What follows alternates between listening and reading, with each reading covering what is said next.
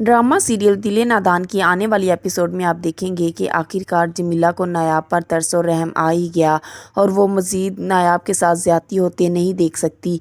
तो वो नायाब की मुलाकात उसके बेटे हैदर से करवा ही देती है और जैसे ही नायाब अपने बेटे हैदर से मिलती है और उसे देखती है तो वो ज़ारो की तार रोने लगती है और अपने बेटे को गले लगा लेती है। दूसरी तरफ निगार बेगम और गजनफर साहिब ज़ावियार पर यही जोर डालते हैं कि वो अब दूसरी शादी कर ही ले, क्योंकि वो अपने बेटे की तन्हाई मजीद नहीं देख सकते। एक तो ज़ावियार को अपना जीवन साथी मिल जाएगा और दूसरी तरफ हैदर को प्यार करने वाली और केयर करने वाली माँ मिल जाएगी और उसकी अच्छे से केयर हो पाएगी। तो वो दोनों अब यही चाहते हैं कि ज़ावियार तानिया से शादी कर ले और अब ड्रामा में यही लग रहा है कि तानिया अपने मकसद में कामयाब होने जा रही है, लेकिन ये इतना भी आसान नहीं नज़र आ रहा। दूसरी तरफ नायाब की दादी को भी नायाब की फिक्र होने लगी है और वो अब नायाब को यूँ रोता हुआ नहीं देख सकती। तो अपने बेटे नईम को बुलाती हैं और पूछती हैं कि अगर गाँव वाली ज़मीन बेचें तो उसकी कीमत क्या लगेगी, क्या 25-26 लाख मिल जाएंगे उस ज़मीन के। तो नईम खुश होकर कहता है कि हाँ दादी, इतनी कीमत तो लग ही जाएगी। लेकिन फिर हैरत ज़दा होता है और पूछता है कि आप ऐसा क्यों कह रही हैं। तो दादी कहने लगी कि नायाब का दुख देखा नहीं जाता मुझसे और मैं अब उसके लिए कुछ करना चाहती हूँ। अब नईम ये सुनकर हैरान होता है और पूछता है कि इस ज़मीन से नायाब के दुख का क्या ताल्लुक। तो यहाँ पर दादी कहने लगी कि मैं वो ज़मीन बेचकर नायाब की खुला करवाना चाहती हूँ और कोर्ट में केस दायर करके खुला के पेपर ज़ावियार को भेजना चाहती हूँ और फिर कोर्ट के ज़रिए ही हैदर की वापसी का भी केस करूँगी।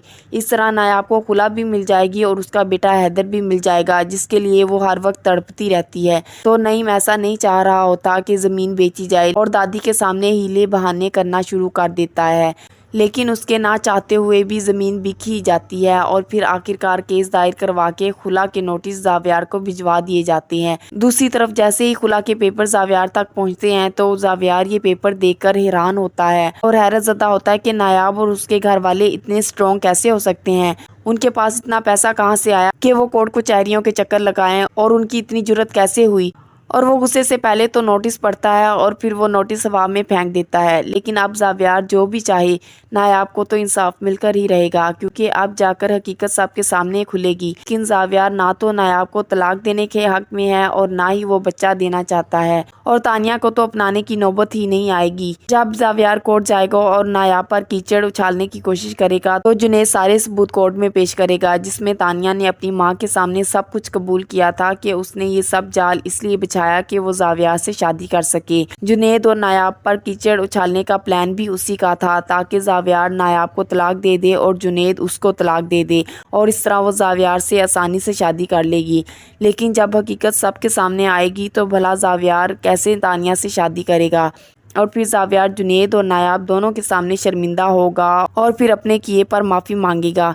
इस सब में नुकसान तो तानिया का ही होगा और वो ज़लील और रुसवा होकर अकेली रह जाएगी। मज़ीद वीडियोस के लिए चैनल को सब्सक्राइब और बेल आइकन को प्रेस करना मत भूलिए। शुक्रिया।